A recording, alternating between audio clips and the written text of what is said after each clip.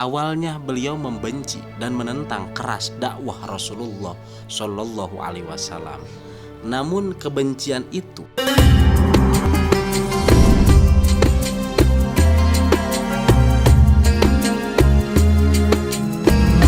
Assalamualaikum warahmatullahi wabarakatuh. Para sahabat-sahabat beriman, insya Allah kali ini kami akan menceritakan wafatnya Sayyidina Umar bin Khattab. Mudah-mudahan dengan cerita ini terkandung banyak hikmah yang sangat bermanfaat. Umar bin Khattab menjadi sosok yang tidak asing di telinga muslim, baik yang hidup ratusan tahun yang lalu maupun kita saat ini. Sayangnya tidak seperti umat terdahulu. Kebanyakan umat muslim saat ini hanya tahu nama Umar bin Khattab tanpa pernah benar-benar mengenalnya. Padahal beliau merupakan sosok penting dalam sejarah dan perkembangan Islam. Sahabat Rasul ini juga memiliki andil sangat besar dalam penyebaran agama Islam ke seluruh dunia. Umar bin Khattab berasal dari suku Quraisy.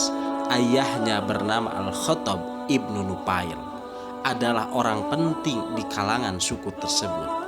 Sejak kecil, Umar mendapatkan didikan keras dari ayahnya dan menjadi salah satu dari sedikit orang di masa itu yang bisa membaca. Awalnya beliau membenci dan menentang keras dakwah Rasulullah Shallallahu Alaihi Wasallam.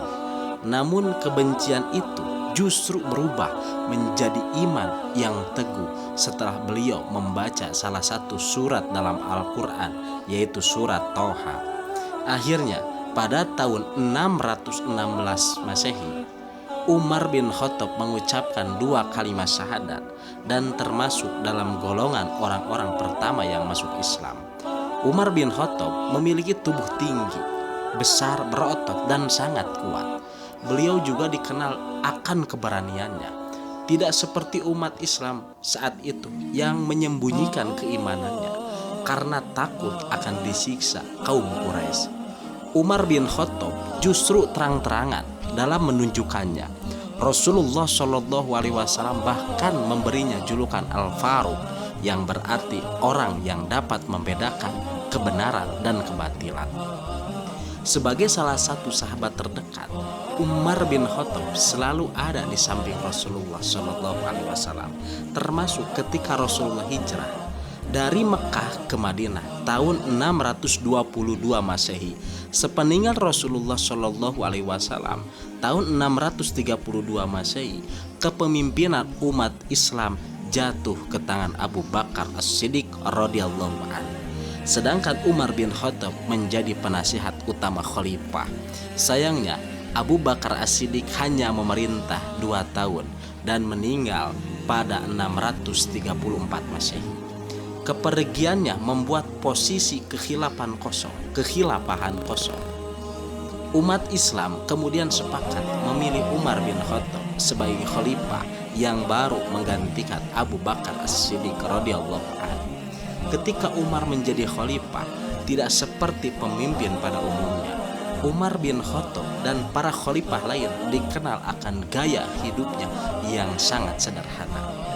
Setelah menjabat menjadi khalifah, beliau menyumbangkan hampir semua hartanya hingga hanya memiliki 2 baju untuk dikenakan sehari-hari. Kehidupannya pun sederhana. Makanan sehari-harinya adalah minyak dan roti yang keras. Setiap malam sebelum tidur, khalifah akan berjalan kaki mengelilingi kota Madinah untuk mengecek kalau ada rakyat yang membutuhkannya. Dan baru tidur setelah dia sudah memastikan bahwa semua orang baik-baik saja. Para sahabat-sahabat beriman, itulah kepribadian Umar bin Khattab. Meskipun sangat ditakutkan, tapi beliau sangat takut ketika menjadi pemimpin ada rakyatnya yang kelaparan. Kepemimpinan itulah yang sepatutnya kita menjadikan contoh.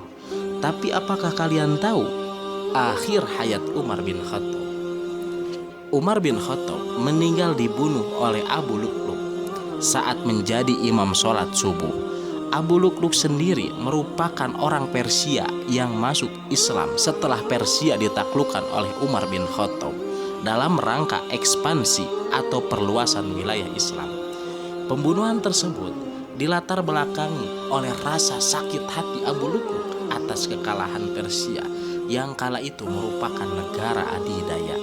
Sebelum meninggal, Umar bin Khattab memilih 6 sahabatnya, yakni Utsman bin Affan, Ali bin Abi Thalib, Thalhah, Jubair, Abdurrahman bin Auf, dan Sa'ad bin Abi Waqqas, dan berwasiat pada mereka agar memilih salah seorang di antara mereka untuk menjadi khalifah selanjutnya.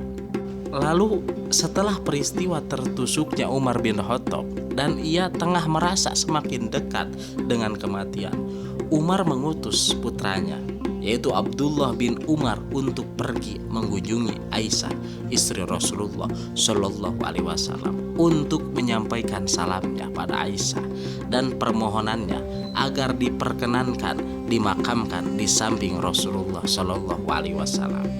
Aisyah kemudian mengiyakan permohonan tersebut sebagai jawaban, meski sebenarnya ia sangat menginginkan kelak dimakamkan di samping suaminya yaitu Rasulullah Shallallahu Alaihi Wasallam dan ayahnya Abu Bakar As-Siddiq. Setelah Abdullah mengabarkan pada ayahnya bahwa Aisyah mengizinkan, bergembiralah Umar sebab tempat itu adalah yang paling diinginkannya ketika meninggal.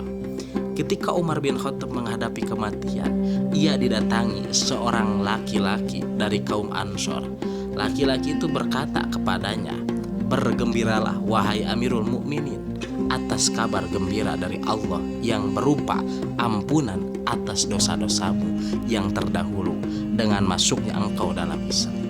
Juga dijadikannya engkau sebagai pengganti Rasulullah dan engkau menjadi pemimpin yang adil. Dan bergembiralah pula engkau atas nikmat kesyahidan yang sebentar lagi kau dapatkan setelah ini semua." Kemudian Umar bin Khattab menjawab, "Wahai anak saudaraku, aku berharap cukuplah aku dimatikan dalam keadaan baik." Setelah wafatnya Umar bin Khattab, jabatan khalifah kemudian dipegang oleh Utsman bin Affan. Berbeda dengan karakter Umar bin Khattab yang berbadan kuat lagi kekar serta sangat memperhatikan tanggung jawab dirinya dan bawahannya, Utsman bin Affan memiliki sifat yang lebih lembut dan santun. Perangainya dalam bermuamalah, sikap terpuji dan kebaikan Utsman bin Affan telah berhasil memimpin kaum muslimin. Disebutkan bahwa Umar bin Khattab hidup fakir dan meninggal dalam keadaan berhutang, sementara yang melunasinya adalah Utsman bin Affan ketika belum seminggu sejak kematian Umar bin Khattab radhiyallahu anhu. Para sahabat-sahabat beriman, itulah kisah kematian Umar bin Khattab. Umar bin Khattab membuktikan bahwa kematian bagi orang yang beriman lagi soleh adalah kabar baik, karena segala macam amalan baik yang telah dikerjakan selama di dunia akan menolongnya di akhirat kelak. Wallahu a'lam bishawab.